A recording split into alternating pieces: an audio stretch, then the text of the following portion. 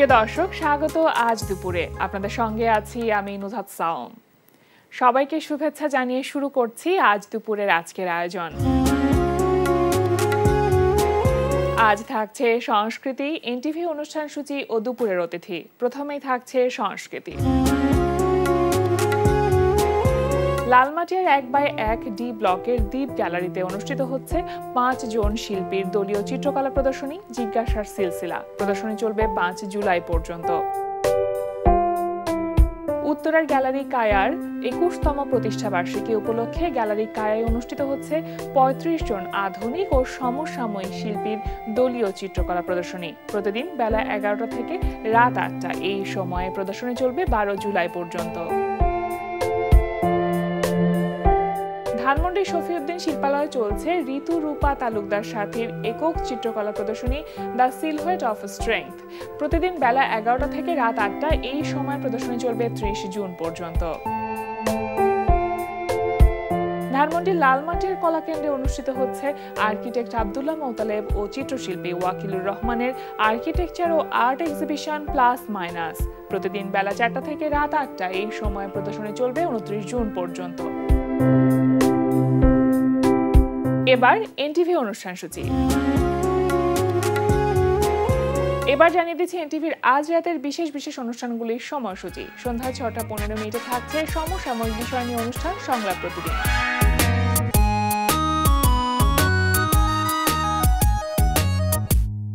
রাত 11টা 30 মিনিটে সরাসরি সম্প্রচার হবে টক শো এই সময়।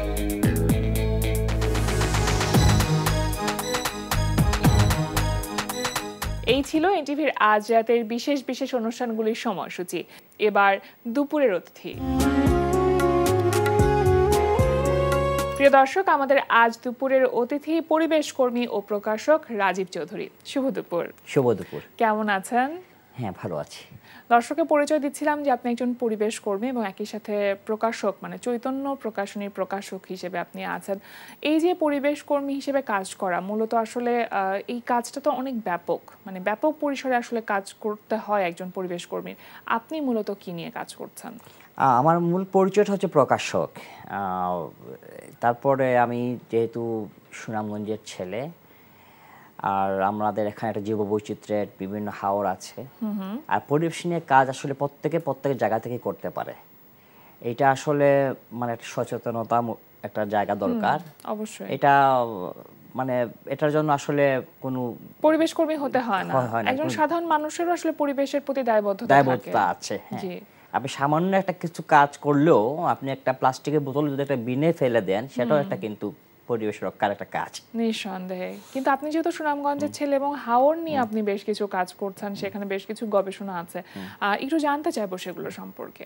হাওর নিয়ে আসলে বাংলাদেশের 64 জেলার মধ্যে সুনামগঞ্জ একটু ব্যতিক্রমী একটা জেলা। এটাকে আসলে বাউলের রাজধানী বলা হয়, এটাকে হাওরের রাজধানী বলা হয়। তো এখানে প্রায় সব মিলিয়ে এই অনেকগুলো হাওর আছে। তার মধ্যে আপনারা ভালো করে জানেন যে টাঙ্গর হাওর, যেটা রামসার সাইট হিসাবে বিবেচিত, হ্যাঁ, ওয়ার্ল্ড হেরিটেজের একটা অংশ হয়ে দাঁড়িয়েছে। এটা বিশ্ব ঐতিহ্যের।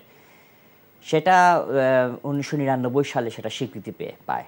আচ্ছা। রামসার ইরানের একটা, ওইখানে এটা প্রতিষ্ঠিত হয়েছিল। তারপর সুইজারল্যান্ড ভিত্তিক IUCN সেটার একটা বাংলাদেশের সাথে চুক্তি করে। আচ্ছা। সেই চুক্তি অনুযায়ী 2017 সাল পর্যন্ত তারা ছিল ওইখানে।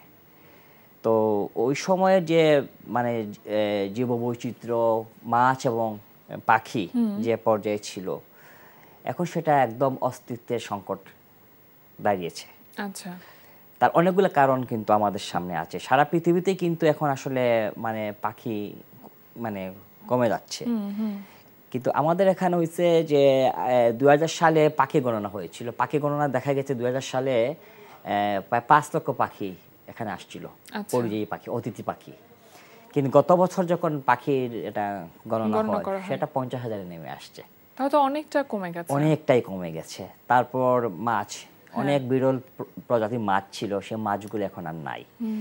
তারপর পাখি, মাছ, তারপর এখানকার যে হিজল করচ যে গাছ, যে বাগানগুলা, এগুলোও মানে ধ্বংস করে দেওয়া হচ্ছে। আর তাছাড়া পর্যটকবাহী যে নৌকাগুলা, যে হাউস বোটগুলা, যে কয়েক বছর ধরে যে শুরু হয়েছে, যে এখানে যে লাক্সারি হাউস বোটগুলা আর কি, হ্যাঁ, তো সেটাও কি পরিবেশের জন্য ক্ষতিকর? সেটা পরিবেশ, সেটা তো 3 মাস চলে আসলে। আচ্ছা, এটা একটা মানে বর্ষার সময়টা, বর্ষার সময়। কিন্তু আমি পরিবেশের জন্য আসলে শুধু এইটাকে আমি দায়ী করতে, মানে আমি রাজি না, আমি ইচ্ছুক না যে শুধুমাত্র যে হাউস বোটের কারণে যে আমাদের টাঙ্গা নষ্ট হচ্ছে। আরো অনেক রিজন আছে, অনেক রিজন আছে। তো যারা আসলে এটা নিয়ে গবেষণা করে তারা এটা ভালো আরো এটা বলতে পারবে। যেহেতু আমি এটা পরিবেশ কর্মী, আমি বিভিন্ন ধরনের পরিবেশ নিয়ে বিভিন্ন ইয়েতে যুক্ত আছি, যে গাছ লাগানো, হ্যাঁ, তারপর মানুষকে এই সচেতন করা, হ্যাঁ, জীববৈচিত্র্য যে এখন অস্তিত্ব সংকটে ভুগছে, তো সেখানে আসলে করণীয়টা কি, বা একজন সাধারণ মানুষের জায়গা থেকে আমাদের করণীয়টা কি, বা আপনি একজন পরিবেশ কর্মী হিসেবে এই বিষয়টা নিয়ে কিভাবে কাজ করছেন? আসলে আমি লাস্ট যখন ইয়েতে গেলাম, আজারবাইজান গেলাম, সেটা ছিল জলবায়ু সম্মেলন। জি, সেই সম্মেলনে আমার যে অভিজ্ঞতাটা হয়েছে, যে আসলে তারা বিভিন্ন উন্নত দেশ, বিভিন্ন দেশগুলো তাদের জীববৈচিত্র্যকে রক্ষার জন্য, তাদের হেরিটেজকে রক্ষার জন্য তারা বিভিন্ন সোসাইটি করে। আচ্ছা, যেটার সাথে হয়তো সরকারের কোনো সম্পর্কই নাই। সোসাইটি বলতে মানে সংগঠন বলতে, ফ্রেন্ড সোসাইটি। আচ্ছা, আমাদের আসলে একটা ফ্রেন্ড সোসাইটি দরকার আসলে।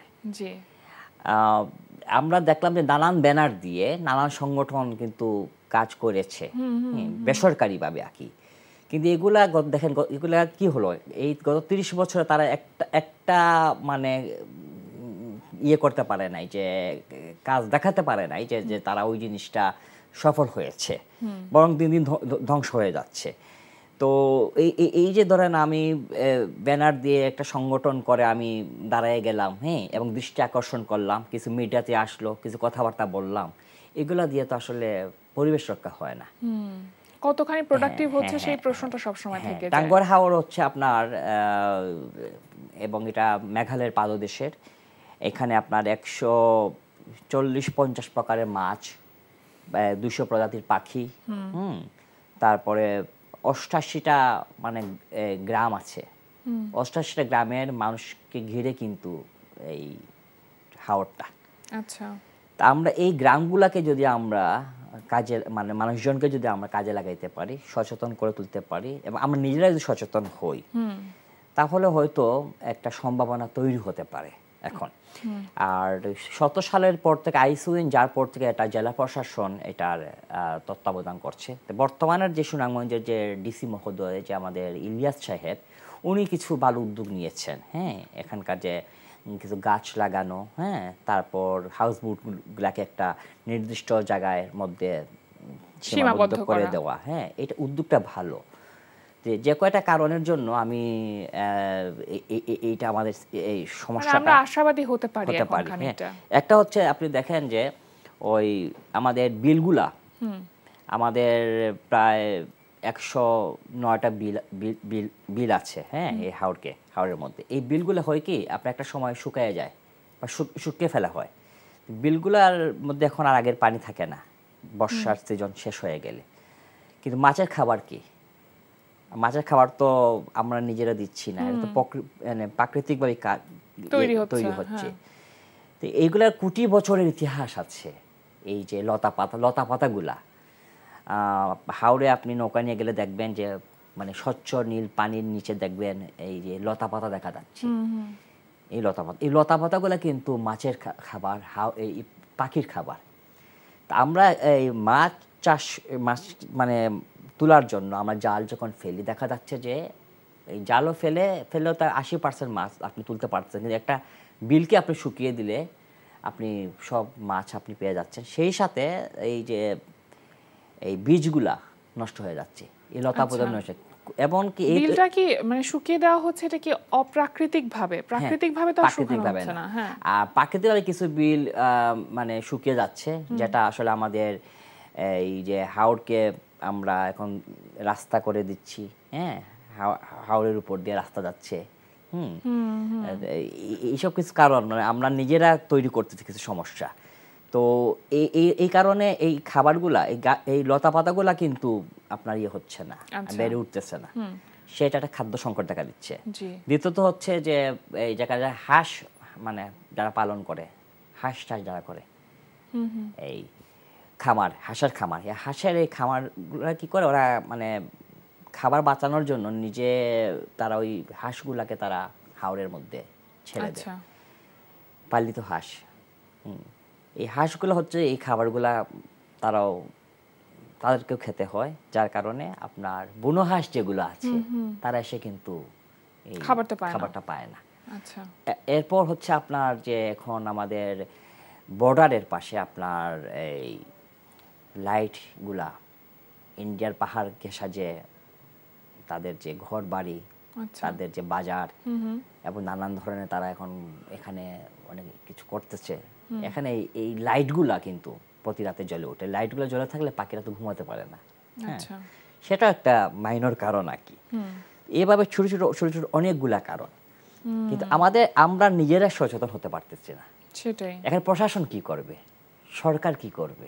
ব্যক্তি মানুষের সচেতনতা আগে বেশি দরকার। হ্যাঁ, সেটাই। আপনি একজন প্রকাশক, মানে চৈতন্য প্রকাশনী প্রকাশক যেটা বলছিলাম শুরুতেই, প্রকাশনীর সাথে আপনি যুক্ত কত বছর? আচ্ছা, আমার প্রকাশক যুক্ত হচ্ছে আমার প্রায় 1 যুগ হয়ে যাচ্ছে। তাও তো অনেক দিন। হ্যাঁ, আমরা অনেক ধরনের বই বের করি। এই সম্প্রতি সময়ে আমরা ওই যে হাওরের পাখি নিয়ে, হাওরের মাছ নিয়ে, হাওরের ধান নিয়ে, আচ্ছা, তারপর সুনামগঞ্জের ফোকলোর বাউল শিল্পীদেরকে নিয়ে আমরা কিন্তু বেশ কিছু প্রকাশনা আমরা বের করতে যাচ্ছি। হ্যাঁ, এটা প্রকাশনা তো আমার গল্প, কবিতা, উপন্যাস, যেটা আপনি ভালো করেই জানেন। আমরা বইমেলাতে আমাদের স্টল থাকে, এটা একটা গতানুগতিক ধারাবাহিক বিষয়। তবে আমরা আসলে মেলা কেন্দ্রিক প্রকাশনী এখন না, আমাদের সারা বছর আমাদের বই বের হয়। আর এটা হচ্ছে আমার একটা ব্যক্তিগত দায়বদ্ধতা। এটাই আমি জানতে চাইছিলাম যে আপনি একজন প্রকাশক হিসেবে আপনার কেন মনে হলো আসলে যে পরিবেশের প্রতি যে দায়বদ্ধতা সেটা আসলে কিভাবে তৈরি হলো? আপনি সুনামগঞ্জের ছেলে, ঠিক আছে, কিন্তু একটা থাকে না, প্রত্যেকটা মানুষের মধ্যেই তো একটা প্রশ্ন আসে যে আসলে আমরা পৃথিবীতে বেঁচে থাকতে এসেছি, শুধুমাত্র বেঁচে থাকবার জন্য নয়, পরিবেশের প্রতি বা মানুষের প্রতি কিছু দায়বদ্ধতা থাকে, সামাজিক দায়বদ্ধতা থাকে। এই বিষয়টা আপনার মধ্যে কখন আসলে আসলো? আসলে এটা আসছে আমার আসলে গত প্রায় 4-5 বছর। কারণ আমি যখন ছোটবেলা হাওড়ে গিয়েছি, তখন ধরেন মানে নৌকা যাচ্ছে আর মাছ আপনার ডানে বামে মাছগুলো আপনার এসে নৌকাতে উঠতেছে, ধাক্কা দিচ্ছে।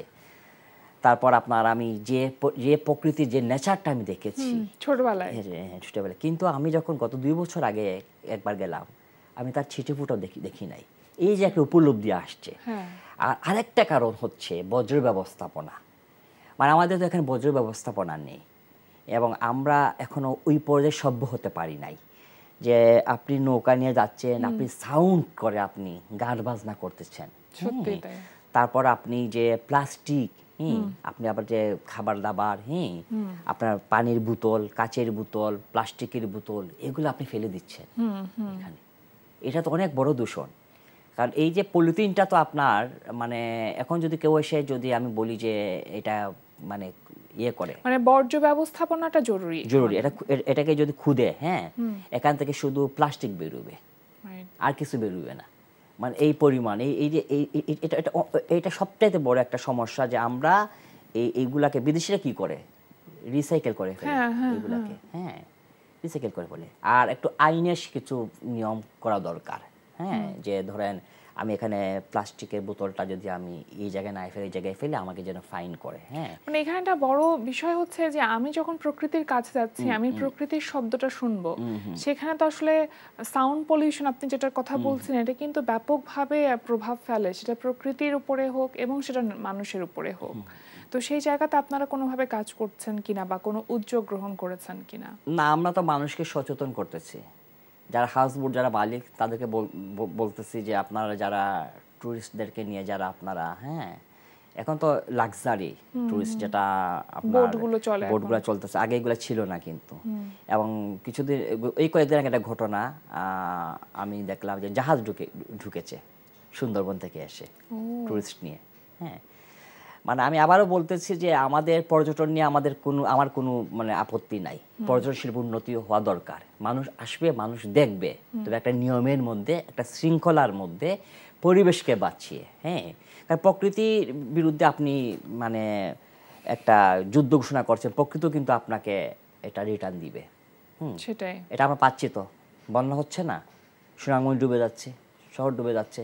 আসলে আমরা আমাদের সবসময় বলি নিজেকে ভালোবাসাটা ভীষণ রকম জরুরি, কিন্তু নিজেকে ভালোবাসার মধ্যে আসলে প্রকৃতির যত্ন নেওয়া, দেশকে ভালোবাসা এবং আমার আশেপাশের মানুষগুলোকে ভালোবাসা, তাদের যত্ন নেওয়া, এই সব কিছুই কিন্তু চলে আসে, তাই না? এই জায়গাগুলো আসলে আরো অনেক বেশি মানুষ সচেতন হোক, সেই প্রত্যাশাই আমরা করি। আমরা এই ছোট প্রত্যাশাটুকু তো রাখতেই পারি পরিবেশের জন্য। আপনাকে অসংখ্য ধন্যবাদ, আজকে এসে আপনি আপনার কথাগুলো শেয়ার করলেন। নিশ্চয়ই আপনার কথা দ্বারা অনেক মানুষ উপকৃত হবে। আমি আগে বলেছি, আমি একজন পরিবেশ কর্মী, আমি গবেষক না।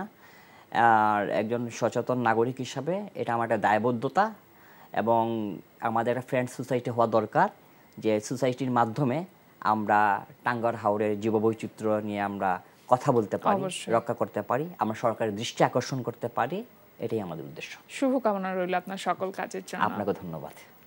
প্রিয় দর্শক, আমরা চলে এসেছি অনুষ্ঠানের শেষ প্রান্তে। অনুষ্ঠান সম্পর্কে আপনার মতামত জানাতে মেইল করুন আজ দুপুরে @ntvbd.com এ।